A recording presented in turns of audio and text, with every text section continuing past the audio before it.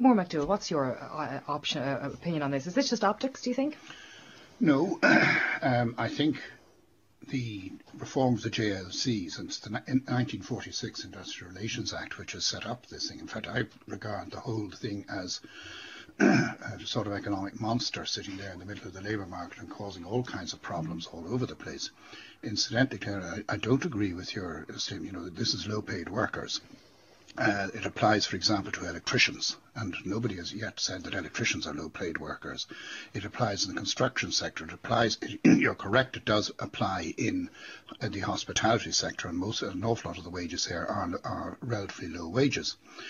What the JLC, Joint Labour Councils and Registered Employment Agreements structure does is twofold. First of all, and I have direct experience of this from having been involved in a case in the Labour Court,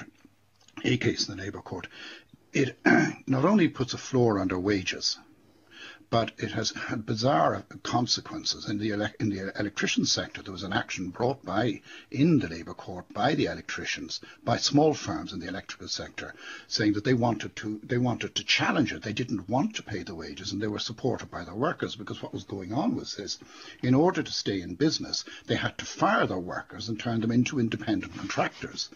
So that, some people actually like being employees. They don't want to go out on their own.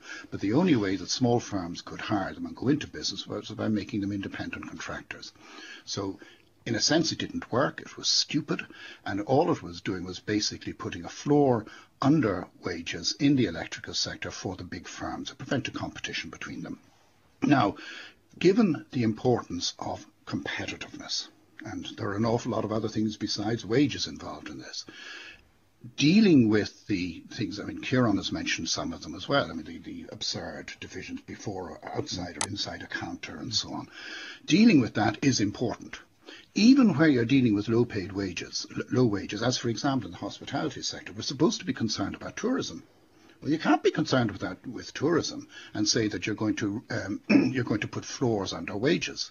The minimum wage thing, well, the economists are when they say their prayers at night, say prayers to the God of economics, say, please abolish minimum wages, because we all believe that minimum wages are a bad thing. And when you then say, well, where's the evidence on this? The evidence is a bit difficult to find. But from a pure principles point of view, it seems bizarre at a time when wages are falling in the economy as they are, that the government should move to jack up the price of what is fundamentally unskilled labour. I regard that as extraordinary, but I read it as being, as I think you're suggesting, a sort of political deal.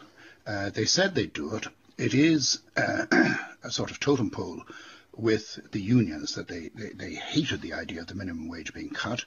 They're being handed the minimum wage being restored.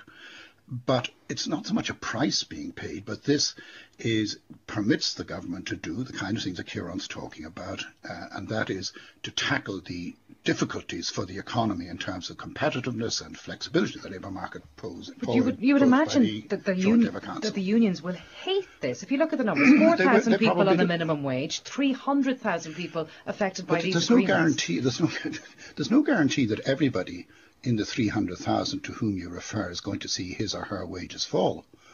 There's no guarantee of that at all. What it does mean is that basically ordinary union negotiation or employer-employee negotiations will determine wages in the future. Some of them will unquestionably fall. The one which I know best, the electrical sector, if they did really remove that, there would be a fall on wages, because the cost of electricians, where governed by the REAs, is astronomical. It's simply unsustainable. Okay. So they're the higher paid. They're not actually the lower paid ones. And I don't know. It's a sort of touchstone issue. Of course, unions have to be cross about it. I'm not sure in reality, when they look at the jobs of other people who are dependent on companies that hire electricians or hire construction workers, that the unions are going to be that angry about it.